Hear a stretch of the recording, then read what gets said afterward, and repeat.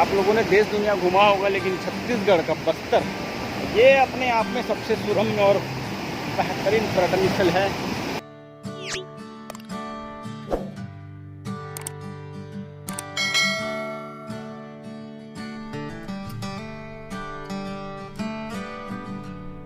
बारसूर बहुत दूर है। कितना टाइम लगेगा बारसूर?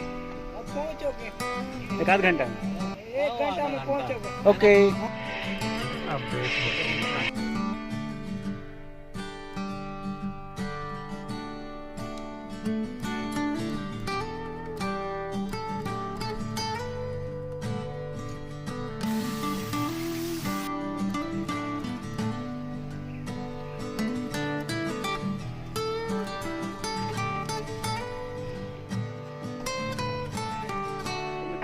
बारसूर में, और बारसूर का ये प्रमुख बाजार है, मुख्य मार्ग है। यहाँ पर हम देख सकते हैं इधर से हम सात घाट जाएंगे। इधर अगर हम आगे बढ़े तो यहाँ पर प्राचीन बत्तीसा मंदिर है, मामा भाचा मंदिर है, गणेश मंदिर, सब चीज़ है। आपको इधर हम साइन बोर्ड दिखाते हैं। यहाँ पर लिखा है कि आपको अगर बिकम जाना चाहिए आपको बिकम मिलेगा। अगर आप सात घाट जाना चाहते हैं तो ये वाला रास्ता सीधा आपको सात घाट लेके चलेगा। और इधर ही पीछे जहाँ से हम चित्रकूट जगदलपुर जिधर से हम आए हैं, ये वाला रोड आपका सीधा चित्रकूट निकलता है।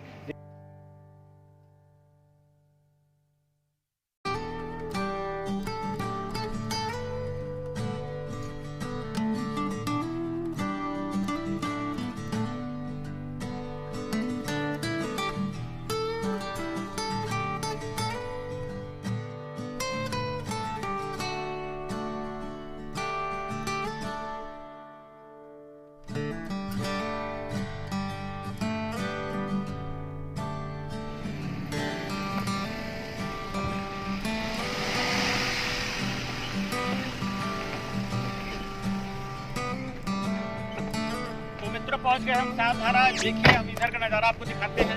कितना प्यारा और सुंदर सा नज़ारा है। चारों तरफ हरी भरी वादियां हैं और झरने का आवाज़ भी आपको सुनाई पड़ रहा होगा। तो चलिए हम फटाफट चलते हैं।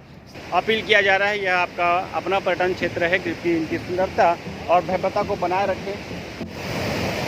पर्यटन की नज़र में देखें तो बस्तर जैसा कोई स्थान मेरे समझ में और नहीं आता। यहाँ पर अलग अलग प्रकार के दंतेश्वरी मंदिर भी आपको मिल सकता है, पौराणिक ऐतिहासिक मंदिर, और उसी प्रकार से अलग अलग चित्रकूट है, तीरथगढ़ जलप्रपात है। और आज हम जब यहाँ पर पहुँचे हैं, बारसूर से लगभग 11 किलोमीटर दूर है ये जलप्रपात, और इस जलप्रपात की खूबसूरती देखते ही बन रही है। देखिए सात धारा इस नाम है, लेकिन अभी जैसा सर ने कहा कि सात नहीं और बल्कि बहुत सारी धाराएँ यहाँ पर हमको नज़र आ रही है। 7 अलग अलग धाराएँ यहाँ पर आकर मिलती हैं। हो रहा है पीछे आप नीचे देख सकते हैं वीडियो में कैसे पानी वहाँ पर जो नीचे घूम कर फिर वापस आकर के आगे बढ़ रही है। ऐसा लग रहा है मुझे मैं भेड़ा घाट में खड़ा हूँ। भेड़ा घाट जलप्रपात अगर आप गए होंगे जबलपुर, तो जबलपुर का जो नज़ारा है वो नज़ारा बिल्कुल ऐसा ही प्रतीत होता है। बहुत ही मनोरम दृश्य यहाँ का है। और हम बता देना चाहते हैं कि बारसूर से 7-8 किलोमीटर की दूरी पर हम 8 बाईं ओर मुड़े और करीब 700 मीटर की दूरी पर ये सात धारा नामक एक बहुत ही मनोरम स्थान है। और ऐसा बताया जाता है कि 7 नदियों का संगम है और 7 नदियाँ बहकर एक स्थान पर मिली हैं और एक धारा जो चल रही है। और निश्चित तौर पर कहा जा सकता है काफी सर ये कुदरत का करिश्मा ही है। और मैंने पहली बार इस स्थान का विजिट किया हूँ और मुझे बहुत अच्छा लग रहा है यहाँ पर। और दर्शकों से चाहूँगा, पर्यटन से चाहूँगा कि वो स्थान पर एक बार जरूर विजिट करें। सर पर्यटन की नज़र में आप बस्तर को किस स्थान पर रखते हैं? सर मुझे लगता है कि पर्यटन के दृष्टिकोण से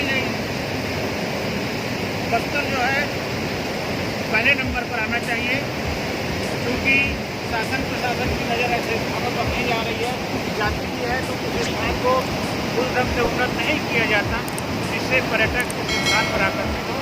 लेकिन निश्चित तौर पर ऐसा कहा जा सकता है कि पूरी दुनिया में बस्तर का क्षेत्र जहाँ पर मानवीय हस्तक्षेप और मानवीय दखलंदाजी बहुत कम है, इसलिए कुदरत ने अपनी खूबसूरती को बना के रखा है। तो ऐसे ही नाम नहीं पड़ा है भैया, 7 धारा 7 नदी यहाँ पर आकर के मिलती है, तब इस स्थान का नाम पड़ा है 7 धारा। वो ये वैसे 7 धारा बोल रहे हैं, लेकिन 7 धारा से भी अधिक धाराएं लग रही हैं।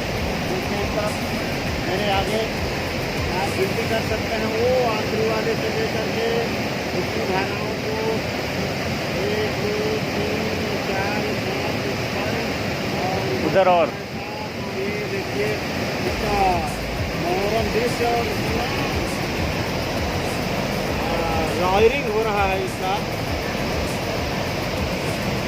इसके पानी को भी आप देखेंगे और चट्टानों के ऊपर ये जो जल प्रवाह है वो जल प्रवाह देखते ही बन रहा है, देखते ही बन रहा है। और लॉयरिंग से आप हमारी आवाज़ भी बहुत कम दम आ रही होगी। सुन पा रहे होंगे।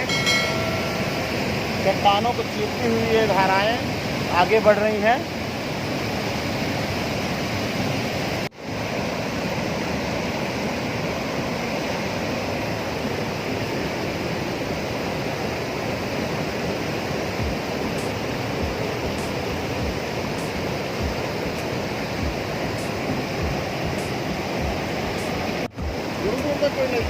पूरे भारत में वैसे बहुत सारे पर्यटन स्थल हैं, लेकिन छत्तीसगढ़ में अगर हम बस्तर की बात करें तो वो बस्तर अपने आप में यूनिक है, अनोखा है। अब हम अभी बैठे हैं सातधार में, और सातधार का नज़ारा आप देख सकते हैं। बस्तर से लगभग 11 किलोमीटर दूर है ये स्थान, और इतना प्यारा, इतना सुरम्य, और सबसे अच्छी बात ये है यहाँ पर किसी भी प्रकार का कोई भीड़ भाड़ नहीं है। लोग यहाँ बहुत कम पहुँचते हैं, बहुत कम आते हैं। और यहाँ की जो प्राकृतिक खूबसूरती है वो आप वीडियो में देख सकते हैं, कितना प्यारा लग रहा है। पीछे बहुत बड़े बड़े पहाड़ हैं, बादलों से बातें करते पहाड़ यहाँ पर हैं, और उसके बाद इस सात धारा का जो नज़ारा है वो नज़ारा आप इस वीडियो में देख सकते हैं। कितना गजब है, कितना प्यारा है। जंगलों और गगन चूमते हुए पहाड़ों के बीच ये सात धारा नामक स्थान है। हम मला जो 7 नदियों सर बोलिए बोलिए का संगम स्थल है, और 7 नदियाँ आकर के एक स्थान पर मिलकर एक धार के रूप में बहती है, जिसको 7 धार के नाम से जाना गया है। कैसा सर, इस संबंध में आप क्या कहना चाह रहे हैं? देखिए, ये जो 7 8 पत्थरों से इंद्रावती नदी की धार जो है 7 भागों में बटा हुआ है, इसलिए 7 धारा के नाम से जाना है।